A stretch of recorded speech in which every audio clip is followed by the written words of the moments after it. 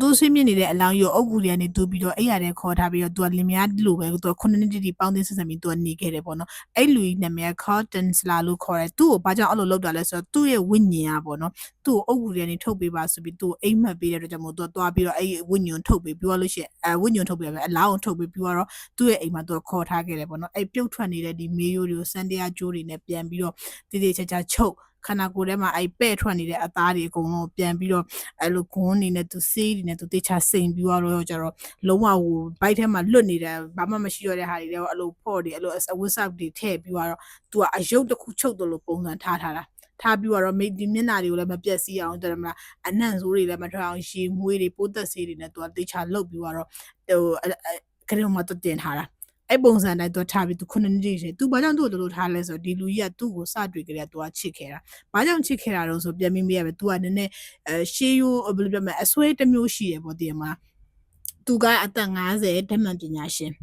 ဆရာဝန်လည်းမဟုတ်ဓာတ်မှန်ပညာရှင်သူကတရက်ကြတော့သူဒီရှေးကန်းလာပြတဲ့ကောင်မလေးအလီနာလို့ခေါ်တယ်အဲ့ကောင်မလေးက22နှစ်ပဲရှိသေးတယ်အဲ့ကောင်မလေးကိုသူမြင်မြင်ချင်းမှသူတော်တော်သဘောကျသွားတယ်ဘာကြောင့်သဘောကျသွားလဲဆိုတော့ခုနကပြောခဲ့တဲ့သူ့ရဲ့အစွဲသူ့ရဲ့ဘိုးဘေးတွေကသူ့အိမ်မက်ပေးထားတဲ့စပင်အနက်ရောင်တဲ့ကောင်မလေးလာလိမ့်မယ်ပေါ့နော်အဲ့ကောင်မလေးကမင်းရဲ့ဖူးစာရှင်ဆိုသူ့အိမ်မက်ထဲမှာပေးထားတယ်အဲ့ကောင်မလေးက22နှစ်ပဲရှိသေးတယ်သူက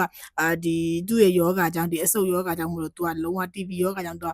ဓာတ်မှန်လာရရင်ကနေသူ့ကိုတွေ့ခဲ့တွေ့တော့ကျတော့သူ့ရဲ့ဟာဖူးစာရှင်ပဲလို့သူကဆုံးဖြတ်လိုက်တာပေါ့နော်ဆုံးဖြတ်လိုက်ပြီးသူ့ကိုအမှအသက်နိုင်ဆုံးဆရာဝန်မဟုတ်တဲ့တိုင်အောင်သူကကုပေးတယ်ဒီကောင်မလေးကိုလက်ဆောင်တွေလည်းပေးတယ်ဒီကောင်မလေးတော့သူ့ပြန်မကြိုက်ခဲ့ဘူးဒီကောင်မလေးကဂျူပါမှလေသူ့ကိုလုံးဝပြန်မကြိုက်ခဲ့ဘူးသူကလုံးဝ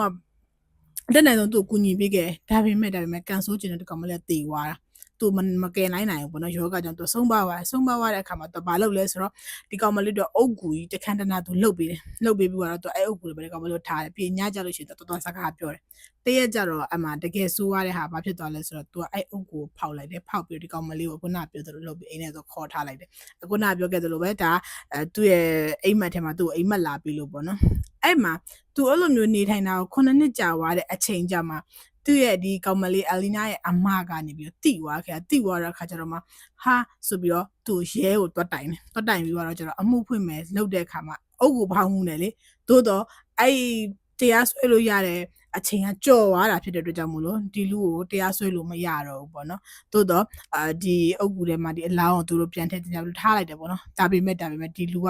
အဲ့ကောင်မလေးပုံစံအတိုင်းနောက်ထပ်ဒီဖျောင်းရုပ်ထုလို့အဲ့လိုရုပ်ထုတစ်ခုအဲ့လိုအယုတ်တစ်ခုလှုပ်ထားပြီးတော့ကျတော့သူကသူ့ရဲ့အိယာပြီးမှာပဲသူကထားပြီးတော့အဲ့တိုင်းပဲဆက်ပြီးအဲ့အယုတ်နဲ့သူလှုပ်ထားတဲ့အယုတ်နဲ့ဆက်ပြီးနေသွားတာသူတေသွားတယ်ဒီပဲသူတေသွားတော့လေအဲ့ဒီအယုတ်ကိုဖက်ရက်တာနဲ့တေသွားခဲ့တာတဲ့အဲ့လိုအချစ်ကြီးတာပေါ့နော်ဂျာမန်